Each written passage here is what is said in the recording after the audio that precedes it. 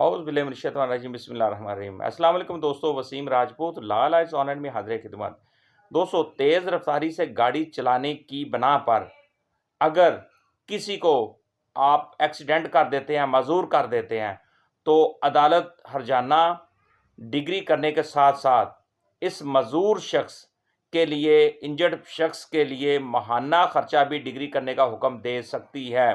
लिहाज़ा जो हमारे जो जो पेरेंट्स अपने छोटे बच्चों को नाबालिग बच्चों को गाड़ियाँ दे देते हैं जिनके लाइसेंस नहीं बने होते, मैच्योर नहीं होते और आगे जब वो ऐसे एक्सीडेंट कर पड़ते हैं, तो जिस वजह से उन्हें ये सोचना चाहिए कि अब उनका भी नुकसान हो सकता है।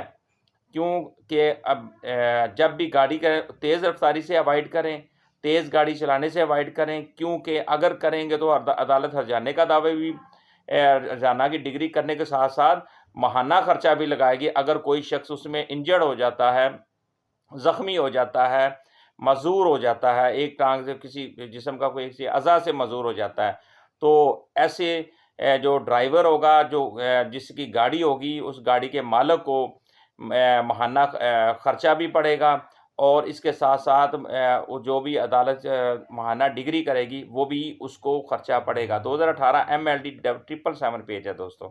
अस्सलाम वालेकुम।